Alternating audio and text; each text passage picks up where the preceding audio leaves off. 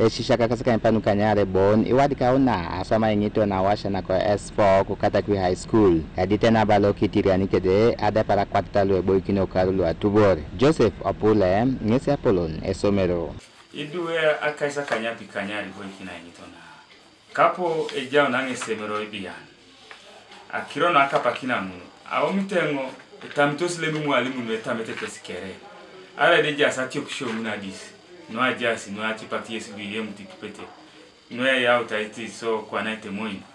ayomitengo be epedotuelu atamaki na ituba Aingitona lolo nesa paran kena soditi kosomero kalo akaule ngete la shoman ajul nungesi ko banda SS ko district alo na maingo ne ajai kina ngesi kwa pe aptipito na pol ne somero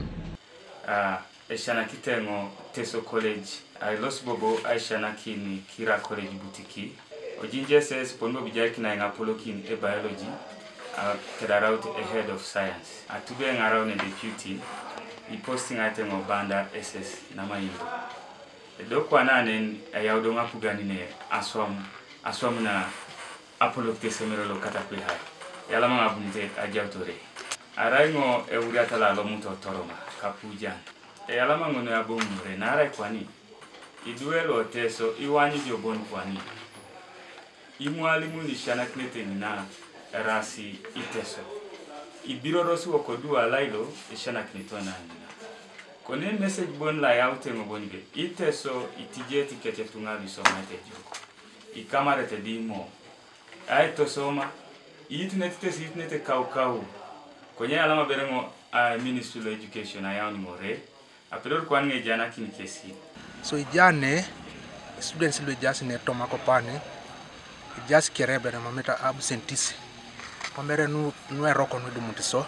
idwe kane kese sumunito asama jo kone da ilip tutori kesi awra kakecha ilinga imo sirigini kanu kesalo siado S5 kapa kine ngasome ngtene betsa gyara somlo gyabsa somlo da kotengo dai ngaren ko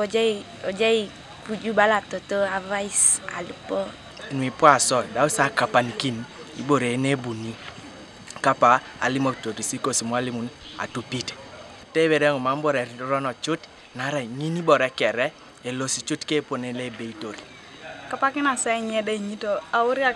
aitaji kapuno to wapaki Aingito na nesielosi kitoni ala pangol neda epanata Esisiak kaluko S6 sai kopar Dilax Emi Alamu Godfrey Ojore Kanuka TV East ko Katakwi